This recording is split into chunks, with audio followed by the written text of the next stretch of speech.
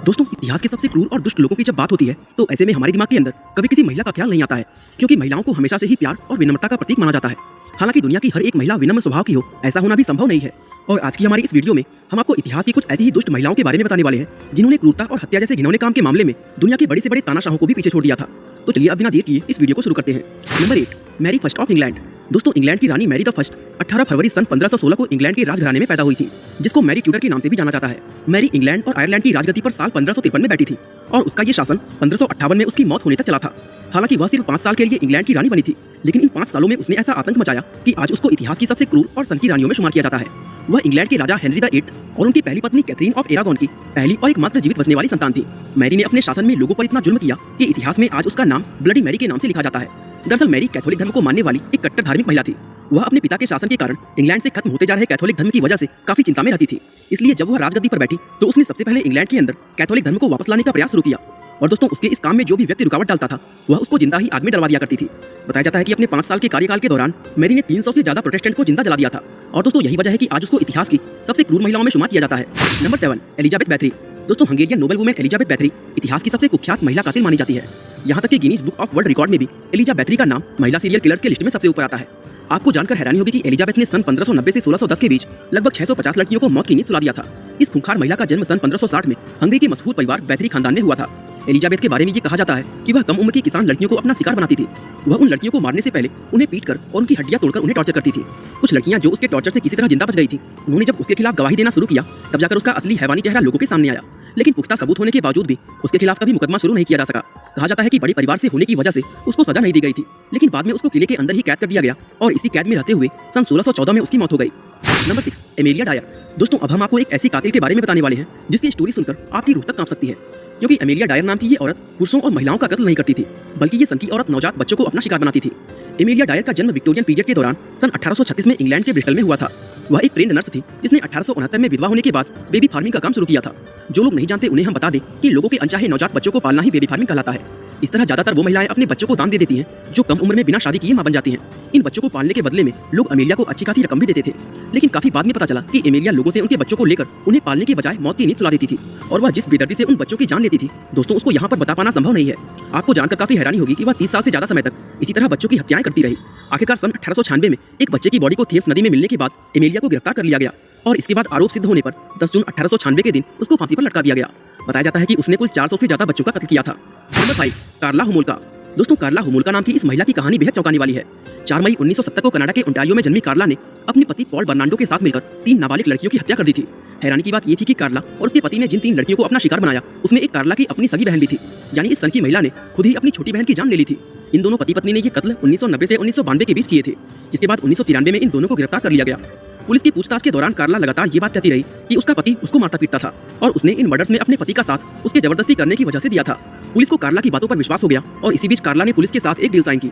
इस डील में ये लिखा हुआ था कि कार्ला कोर्ट में अपने पति के खिलाफ गवाही देगी और बदले में कोर्ट उसकी सजा कम करेगी। और कार्ला ने जब अपने पति के खिलाफ गवाही दी तो कोर्ट ने उसके पति को उम्र कैद और उसको 12 साल की सजा सुनाई। इस मामले का असली खुलासा तब हुआ जब सजा सुनाने के बाद उनके क्राइम की कुछ वीडियो रिकॉर्डिंग पुलिस के हाथ लगी। इन वीडियो को देखने के बाद पता चला कि कार्ला के पति ने उससे जबरदस्ती कोई कत्ल नहीं करवाया था, बल्कि वो तीनों ही कत्ल में अपनी मर्जी से अपने पति के साथ शामिल हुई थी। यानी दोस्तों, कार्ला ने झूठ बोलकर वो डील साइन की थी, लेकिन दोस्तों अब किसी भी तरह वो डील तोड़ी नहीं जा सकती थी। इस डील की वजह से साल 2005 में वह अपनी सजा पूरी करके जेल से रिहा हो चुकी है और आज वह कनाडा के क्यूबेक प्रांत में शांति से अपना जीवन जी रही है।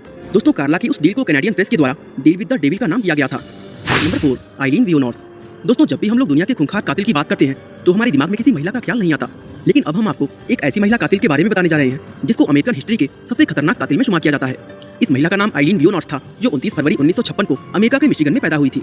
आइलीन के बारे में ये कहा जाता है कि वो शुरुआत से ही एक सनकी स्वभाव की महिला थी और साल 1989 में जब उसकी उम्र 33 साल हुई तो उसने अपनी सनक मिटाने के लिए पुरुषों की हत्याएं करना शुरू कर दी थी। दरअसल दोस्तों, आइलीन को सेक्स की लत लग गई थी, जिसके चलते वह प्रोस्टिट्यूशन के धंधे में उतर गई। वह अक्सर नए नए पुरुषों के साथ संबंध बनाती और संबंध बनाने के दौरान जो पुरुष उसको पसंद नहीं आता वह उसको गोली मारकर उसकी हत्या कर देती। इस तरह आइलीन ने कुल 7 पुरुषों को मौत के घाट उतार दिया था। हैरानी की बात यह थी कि इन पुरुषों के मर्डर के इल्जाम में उसको कई बार गिरफ्तार भी किया गया, लेकिन वह हर बार कोर्ट को बेवकूफ बनाकर बच निकलती। हालांकि आइलीन की झूठी कहानी कोर्ट के अंदर ज्यादा लंबे समय तक नहीं चल पाई, क्योंकि उसके ऊपर मर्डर के अलावा चोरी, डकैती और धोखाधड़ी के भी कई आरोप लगे हुए थे। आखिरकार कोर्ट में उसके ऊपर लगे सभी अपराध साबित हो गए, जिसके बाद साल 2002 में उसको लीथल इंजेक्शन के जरिए मौत की सजा दे दी गई। साल 2003 में आइलीन के जीवन पर मॉन्स्टर नाम की एक मूवी भी बनाई गई थी और इस फिल्म के लिए हॉलीवुड एक्ट्रेस चार्लिस थेरॉन ने बेस्ट एक्ट्रेस का ऑस्कर अवार्ड भी जीता था। Number 3, Beverly elite. दोस्तों, इंग्लैंड की रहने वाली बेवर्ली एलिट एक ऐसी महिला है जिसको द एंजल ऑफ डेथ का टाइटल दिया गया है। 4 अक्टूबर 1968 के दिन इंग्लैंड के लिंकनशायर में जन्मी बेवरली एलिट लिंकनशायर के ही ग्रांथिम एंड टेस्टविन हॉस्पिटल में एक नर्स के तौर पर काम किया करती थी। दोस्तों, इस हॉस्पिटल में काम करते हुए उसने 4 बच्चों का कत्ल और 6 बच्चों को बेहद गंभीर रूप से घायल कर दिया था। बेवरली ने ये क्राइम साल 1991 में फरवरी से अप्रैल के बीच 59 दिनों के अंदर किया था। आपको जानकर हैरानी होगी कि इस हैवान महिला ने जिन बच्चों को अपना शिकार बनाया था उनकी उम्र 2 महीने से लेकर 11 साल तक थी। इन मासूम बच्चों को मारने के लिए वह इंसुलिन या पोटेशियम का हाई डोज इंजेक्शन का इस्तेमाल करती थी। इससे बच्चों को कार्डियक अरेस्ट आता और उनकी मौत हो जाती। हॉस्पिटल में बच्चों के इस तरह मरने की जब जांच की गई तो पता चला कि ये काम हॉस्पिटल में ही काम करने वाली बेवरली एलिट का था। कोर्ट में सुनवाई होने के बाद मई 1993 में बेवरली को आजीवन कारावास की सजा सुना दी गई। दोस्तों, आज भी वह नॉटिंघमशायर के एक हाई सिक्योरिटी मेंटल हॉस्पिटल में अपनी सजा काट रही है। नंबर 2, इर्मा ग्रेसे। दूसरे वर्ल्ड वॉर के दौरान जर्मनी के नाजी कंसंट्रेशन कैंप में लोगों के साथ क्या क्या अत्याचार हुए इसकी कहानियां तो आपने भी बहुत बार सुनी होगी। वैसे जो लोग नहीं जानते उन्हें हम बता दें कि जर्मन गार्ड्स इन कैद किए हुए लोगों को प्रताड़ित करके उन्हें दर्दनाक मौत देते थे। और जर्मनी के उन्हीं दुष्ट गार्ड में से एक इर्मा ग्रेसे नाम की ये महिला भी थी जो बर्गन बेल्सन कंसंट्रेशन कैंप के महिला सेक्शन की वार्डन हुआ करती थी।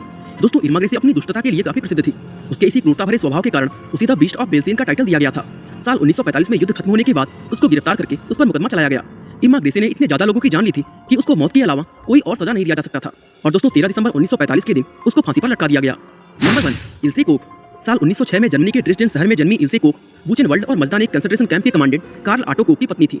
अपने पति के ऊंचे ओहदे की ताकत के नशे में चूर इल्से कोक एक दुष्ट और क्रूर महिला बन गई थी। दोस्तों, उसके इस क्रूरता की वजह से ही उसे विच ऑफ बुचेनवाल्ड का टाइटल दिया गया था।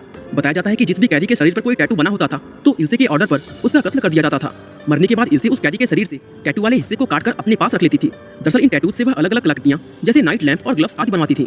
और अंत में युद्ध खत्म होने के बाद साल 1947 में इल्से को गिरफ्तार करके उस पर मुकदमा चलाया गया और दोषी पाए जाने पर उसको उम्र कैद की सजा सुना दी गई। दोस्तों, 1 सितंबर 1967 के दिन 60 साल की इल्से ने जेल में ही खुद को फांसी लगाकर आत्महत्या कर ली थी। बाकी दोस्तों, आज के लिए बस इतना ही। वीडियो अच्छा लगा तो लाइक, शेयर और चैनल को सब्सक्राइब करना बिल्कुल ना भूलें। आपका बहुमूल्य समय देने के लिए बहुत बहुत धन्यवाद।